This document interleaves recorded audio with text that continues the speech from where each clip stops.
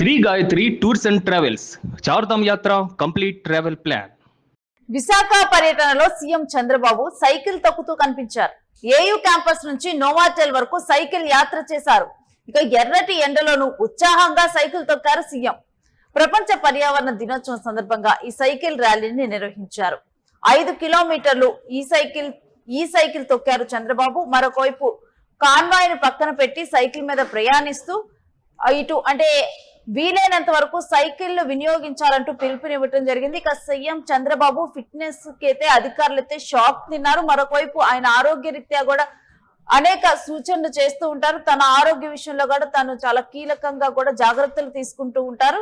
ఇక సైకిల్ తొక్కుతూ ఎర్రటెండలో కూడా ఫిట్ గా ఉండటం వల్లే ఇటు సీఎం చంద్రబాబు ఈ వయసులో కూడా సైకిల్ తొక్కుతూ 5 కిలోమీటర్లు సైకిల్ తొక్కుతూ ఆయన అంతే ఉత్సాహంగా ఉండగలిగారు యువతలాగా అంటూ కూడా ఇప్పుడైతే అధికారులు అంటూ ఉన్నారు.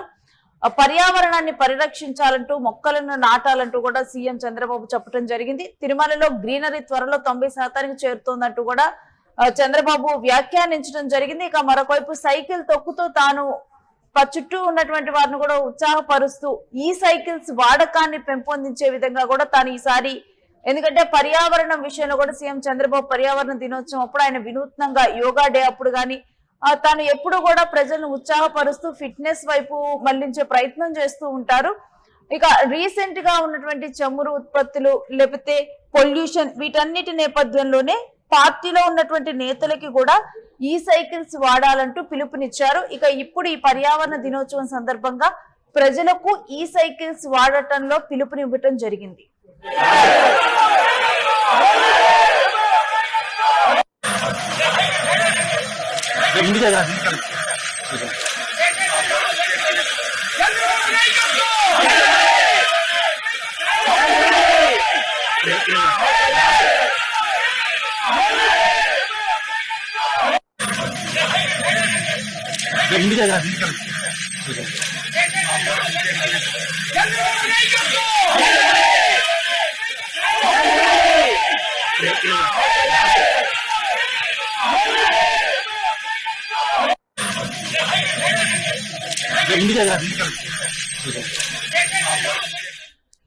ఇక పర్యావరణ దినోత్సవంలో భాగంగా ఏయూ క్యాంపస్ నుంచి నోవాటెల్ వరకు ఈ విధంగా సీఎం చంద్రబాబు అయితే సైకిల్ తొక్కుతూ కనిపించారు.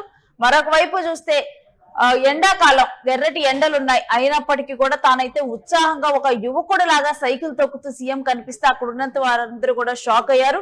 మరొక వైపు ఇక ఆయన వెనకే అధికారులు వారందరూ కూడా రావటం జరిగింది. 5 కిలోమీటర్లు ఇదే విధంగా ఈ సైకిల్ తో ముందుకు సాగారు.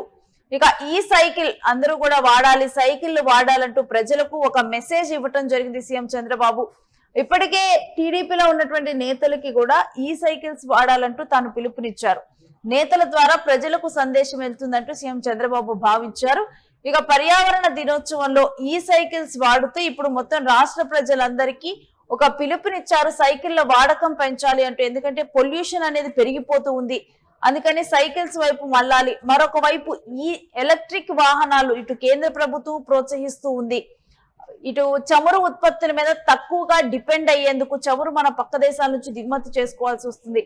అందుకని చెప్పి ఈ ఎలక్ట్రిక్ వాహనాల మీద ఎక్కువగా కూడా ప్రజలు డిపెండ్ అవ్వాలంటూ కేంద్రము ప్రోత్సహిస్తూ వస్తుంది. ఇక ఇక్కడ సీఎం చంద్రబాబు కూడా ఎలక్ట్రిక్ వాహనాలను ప్రోత్సహిస్తున్నారని చెప్పాలి. ప్రజలకు ఎలక్ట్రిక్ వాహనాల మీద ఒక అవగాహన లాగా కూడా ఈ సైకిల్ అంశాన్ని అయితే మనం చూడొచ్చు. ఈ విధంగా కూడా మరొకవైపు చమురు ఆదా దిశగా చమురు ఉత్పత్తుల మీద ఫ్యూచర్ లో కూడా ఎక్కువ డిపెండ్ అవ్వకుండా, ఎందుకంటే చమురు మీద డిపెండ్ అయి పక్క దేశాల మీద డిపెండ్ అయితే ఎటువంటి పరిస్థితులు వస్తాయో ఇప్పుడు కళ్ళకు కట్టినట్టుగా కనిపిస్తున్నాయి.